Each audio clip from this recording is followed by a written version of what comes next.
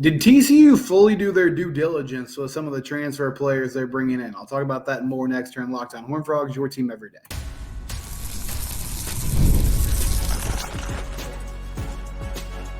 You are Locked On Horned Frogs, your daily podcast on the TCU Horned Frogs. Part of the Locked On Podcast Network, your team every day. Locked On Horned Frogs, your team every day. Thanks for making the show your first listen. Subscribe to the YouTube channel, also on your favorite podcast platform. We're free and available wherever it is you get your podcast. One of our great listeners, YouTube viewers, made a good point yesterday, and I wanted to talk about how this is a big year for TCU in the transfer portal. In 2022, they did pretty much everything right from a coaching perspective. One of the things that really stood out was, by and large, they hit on just about every one of their transfers. Now, last season was a different story. This year, I think they've been a little more selective, and we've discussed it seems like there's been a shift in strategy as far as prioritizing getting guys who have had experience in college football, even if it's in the group of five level, whatever the case is, dudes that have played a lot of snaps and haven't necessarily dealt with either kind of being buried in the depth chart or dealing with a lot of injuries over the course of their career. And Vince Pryor, who frequently comments on the show, and love Vince, love hearing his input. He's not the biggest fan of Sonny Dykes right now, which is fine. I'm always open to everybody's opinions. He said about Cade Bennett, if you missed this news, Cade Bennett, who came in from San Diego State over the summer, was projected to be one of the starters on the offensive line at one of those guard spots, had been an All-Mountain West performer over the past 2 years, was hopeful that he could kind of help solidify that interior offensive line along with James Brockermeyer and Colton Deary, and those three guys would be a good unit together alongside Bless Harris and potentially Mike Nichols at the respective tackle positions. Well, Cade Bennett announced yesterday, Sonny Dykes said this at his press conference, and then Cade Bennett took to social media to say that he was going to miss the entire season because he had to have back surgery.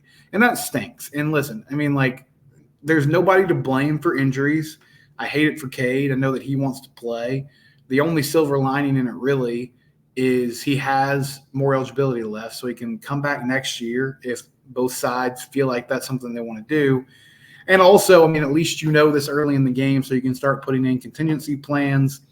And it sounds like right now what they're trying to do is just find the best five guys on the field. So James Brockermeyer and Colton Deary are competing at the center position right now, and whoever loses that battle will most likely be at that guard spot that we thought Cade Bennett would occupy throughout the rest of the season. But Vince mentioned, I'm just not convinced about Sonny. Did they not do a medical physical? They had to know he had a back problem. To me, it sounds like Sonny is always hoping for the best. You know, it's a great question, and I tried to do some research today. I didn't get a clear answer. As college football is becoming more and more like the NFL, one thing that we're seeing in this transition as the game is changing a lot is there are just certain things that the NFL has in place because they've been doing this forever that college football doesn't currently have at their disposal. One of those things is, now we see this more with trades than with free agent signings, but it happens with free agent signings too. Like, there's a physical process that you have to undergo. The team wants to make sure before they make an investment, like, hey, is this all good? And I'm not blaming Cade Bennett for what happened. He was not on campus during the spring. He had to finish up some stuff at San Diego State before he could transfer over and make this move. He was trying to stay in shape. I don't know if this was a lingering problem that came, around and sort of reared its head, like, as fall camp was starting, or if this was something that just happened in the course of the summer. But I do wonder, now that teams are making NIL commitments to players, how much more background information is going to be needed in the future when you're trying to decide, okay, are we going to invest in this player moving forward? And I think this is a really critical year for TCU when it comes to evaluating players in the transfer portal, because last season they didn't hit on some key guys, and it really cost them through the course of the year. And it feels like, at least from a starting perspective, like the guys that are going to be on the field to start the season, they have a way around this. I think where this really hurts you is your depth. And it's kind of the same situation with corner, which we'll get into segment 2, with Avery Helm and Vernon Glover potentially being out. We don't know how long yet, but it doesn't sound good when you talk about non-contact knee injuries. And Sonny Dykes says that's what both guys were suffering from, and that they'd know more in the next couple of days. But you have some players that could possibly step up and be starters. You felt really good about that corner room, though, in your ability to rotate. And now that depth is a lot thinner on the offensive line, especially the interior offensive line. Your two deep isn't as strong as you expected it to be going into the season. But I wanted to point this out quickly because in 2022, they really had an incredible run. Josh Newton transfers in from Louisiana Monroe, great player. Ezra Dotson-Atade, okay, that was kind of a miss. He ended up leaving after this past season. Caleb Fox has been a big-time contributor and a starter for the Frogs, or a guy that's played a lot of snaps for TCU for the last 2 years. Amani Bailey, great season last year. Timon Mitchell has been a contributor for this team. Robbie Rochester is still on the roster, is part of your O-line rotation. Maybe this is the year where we see more from him. But, I mean, he's a name that is still there and still trying to work his way up the depth chart. Corey Wren has moved on to another school, so, you missed there. Johnny Hodges, still on campus, was a big part of that team and their great run in 2022. Also played a lot last year. I think he struggled last season with some of the things they were asking him to do, but I feel like there's a role for him in this new Andy Avalos defense. Lual Lugak from UConn, the defensive lineman, good player for them. I mean, he was part of that defensive line rotation. 2022 moved on. Mark Perry, multi-year starter. Jared Wiley, multi-year starter, goes on to the NFL. Alan Ali, really good player, ends up moving on to the NFL. Ish Burdine dealt with injuries, never really saw the field. Terrence Cooks, to this point, hasn't seen the field. But of your 14 guys, I would say there's 4 players there that didn't end up really being solid contributors for you, but the other 10 were not only dudes that were just on the roster, but, I mean, guys that were starting that played really huge roles for you in both 2022 and 2023 in some cases. So that was just a great transfer class. Last year, Tico Brown, I mean, he played, wasn't a huge factor. Colton Deary, still on the roster, has a chance to make more waves this year, was a starter for them. Chance Nolan washed out before the season even started. Dalen Wright dealt with injuries last year. Jalen Robinson was productive at times, but inconsistent also due to the fact that he was dealing with injuries through a lot of the season. Rick DeBrew, I mean, he was a contributor at times, but not really what they thought he could be as an edge rusher. Willis Patrick was a starter all year long. J.P. Richardson was your best wide receiver last year, so that was a big-time hit. Trey Sanders is still on the roster, a change of pace back. I think there's a role for him moving forward. Tommy Brockermeyer, unfortunately, had to medically retire from football. Now, the good thing about some of these guys from 2023, and Avery Helm is a legit starter and a solid contributor. That was a great take by TCU. A couple other players, JoJo Earl and Jack Besh, didn't give you what you expected last season, but the good news is they still have eligibility, and so they can turn things around and have a big contribution this year. I think Jack Besh is going to be a huge part of this offense this season. I talked about moving Savion Williams around some this year in different formations, putting him in the backfield at times, getting him involved like in the jet sweep game, just trying to get the ball in his hands and allowing him to make things happen after the catch or giving him opportunities in the run game to do some things for them. And I feel like they're also it'll be in a different way, but they're going to move Jack Besh around in this offense and try to find ways to get him the football. And he can be like a hybrid inside receiver, tight end, H-back type player for you. That could be really beneficial for this football team. JoJo Earl is moving to that outside wide receiver spot, which I was a little surprised by that based on his size, but he's got explosiveness, and hopefully this is the year that he puts it together. But this upcoming season for TCU football in the transfer portal is it's a big deal. They took on 24 transfers this cycle. Like, that's a lot of players that you're counting on. And, I mean, the majority of them, like, there's a few guys that I would say projects, and I don't say that in the negative sense. I just say, like, players that They're looking at, maybe could be depth for now, but could be big-time players in the future. Braylon James comes to mind as he comes over from Notre Dame as a true freshman. But by and large, it's a lot of experienced players who you want on the field. Now, one news nugget that came down yesterday, Jeremy Clark from 247 Sports had this. TCU did get one of their running backs that they recruited in the portal on campus, Dominic Johnson from Arkansas. And the story on him is that, he's dealt with injuries, but has been productive at times. I do wonder where he fits in this offense because, I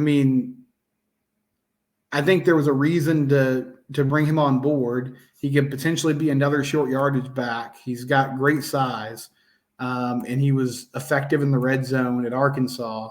He's 6'1", 250 pounds.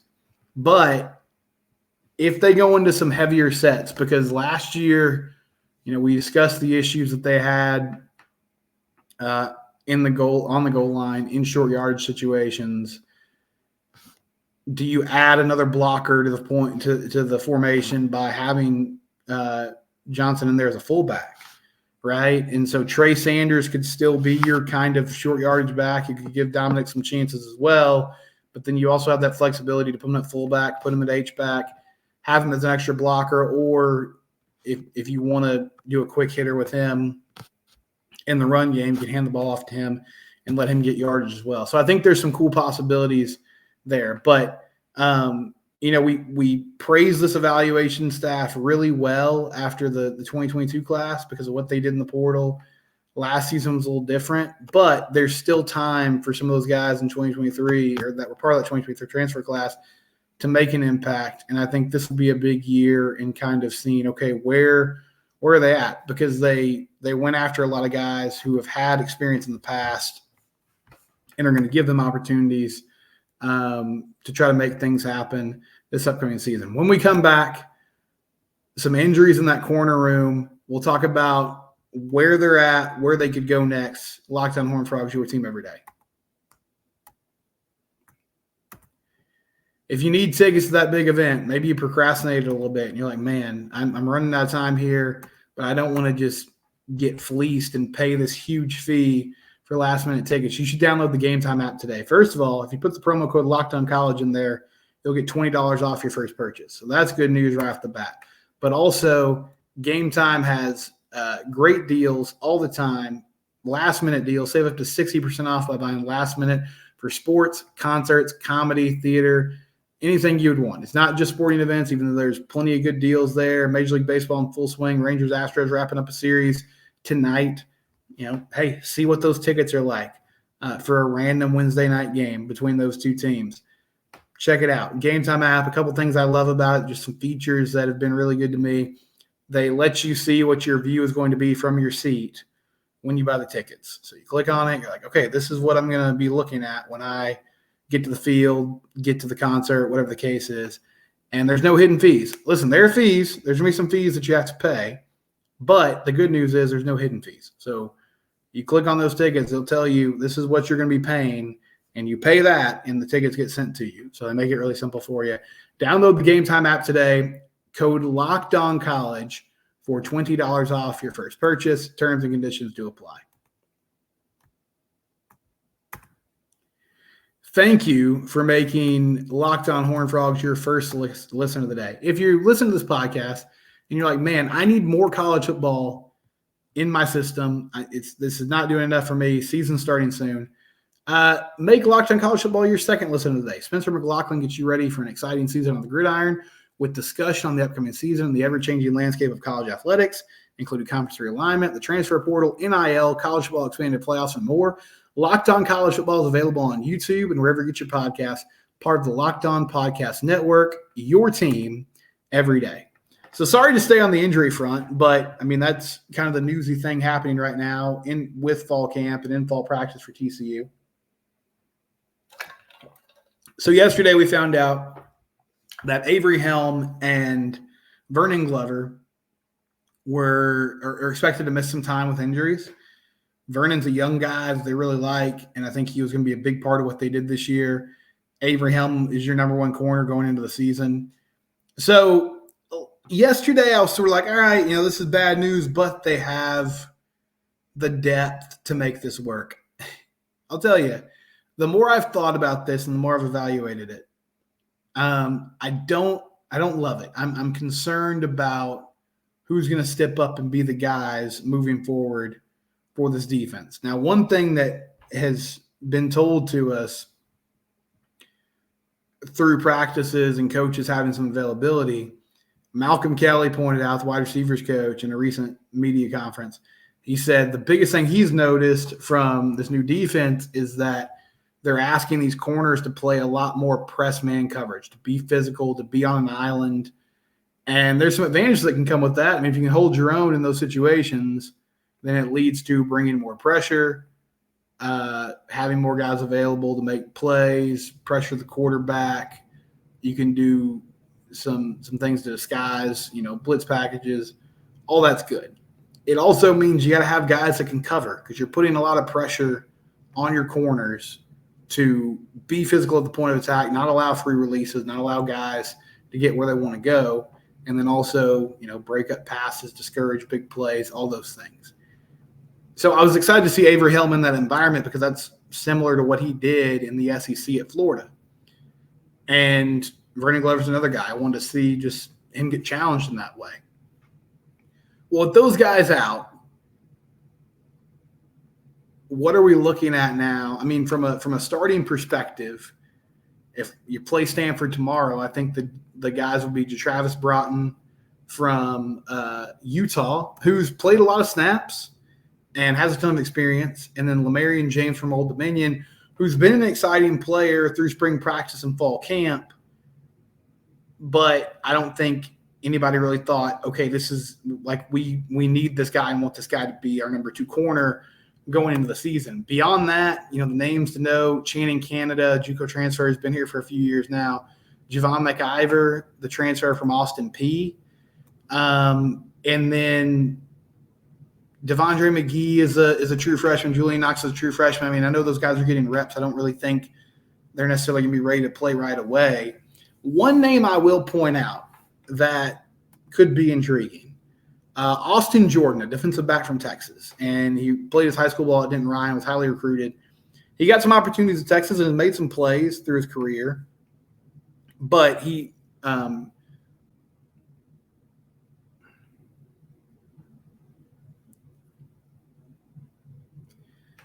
listed as a DB on the roster.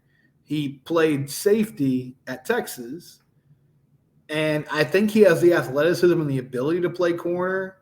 I feel like in their mind they wanted him to be a safety, or that was more their vision for what he could be. But now I wonder if they say, okay, do we need to rearrange this, give him some opportunities at that corner spot, because we need more depth there. The killer here is, I don't know how much they were going to rotate these guys anyway. I know Carlton Buckles likes to give these guys a lot of opportunities in practice. I think once the season starts, you want to be pretty set at your corner positions. But if you're going to run a lot of different packages, then you need multiple corners on the field. And so the depth is taking a big hit here. And that's the thing that's, I think we're going to see how they handle it. I was excited about, the starters that they had, and then the players that they could rotate in and out. And now you're asking Travis Broughton to potentially step up and be your number 1 corner, either Lamarian James or Channing Canada to be on the other side. And there's going to be a lot of pressure on those guys to hold their own and make plays and do the right things at that spot. So it'll be tough, but that's the charge now for Andy Avalos in this defense, is figuring out guys that you can trust to play aggressively in the secondary, because you want to create more turnovers. You want to create more splash plays. And it's hard to do that if you're just sitting back on your heels and sort of letting the offense constantly dictate the action like they did last year. So you need guys that can play at a high level if this defense is going to thrive. So I'm concerned about the depth of that position, but there's not a lot you can do other than hope these guys can get healthy eventually and that it'll all sort of work its way out once the season starts. When we come back, I'll get some of your reaction to yesterday's show. It's Locked On Horned Frogs, your team every day.